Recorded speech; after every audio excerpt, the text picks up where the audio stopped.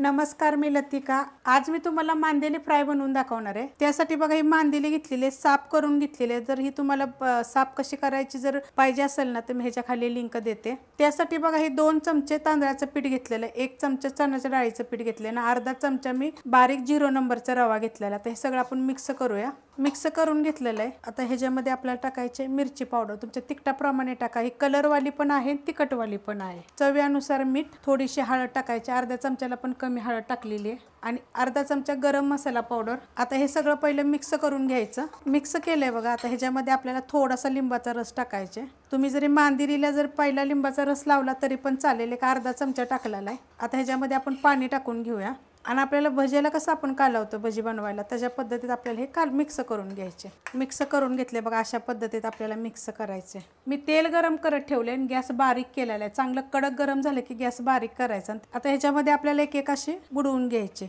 आता आपण सोडून घेऊया। नुसतं आपल्याला ह्याच्यामध्ये बघा असे बुचकळायचे ते शिपटीच्या बाजूला धरायचं आणि अशा टाकायच्या। जेवढ्या तुमच्या तव्यात कढईत बसेल ना तेवढ्या, आणि गॅस बारीकच करायचा बरं का, फुल करायचा नाही गॅस। तेल गरम झालं की आता हलवून घेऊया बघा, अशा होतात एकदम, आणि त्या काय सुटतात बरं का, असं नाही की एकत्र तशाच राहतात। अशा पलटी करून घ्यायच्या, आणि आता गॅस मिडियम करायचा।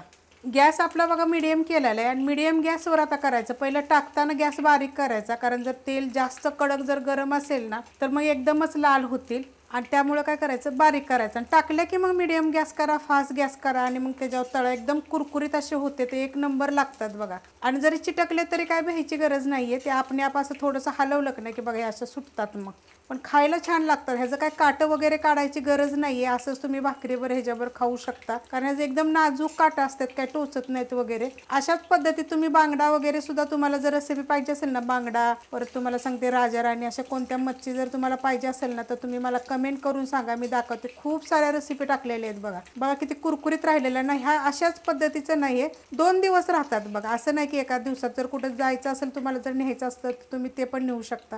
किती कडक भाजले गेलेत बघा। शेम पीठ घ्यायचं असं। तर मी आता हे काढून घेते प्लेटमध्ये। जर तुम्हाला रेसिपी आवडली तर लाईक करा, सबस्क्राईब करा, कमेंट करा आणि शेअर बी करा।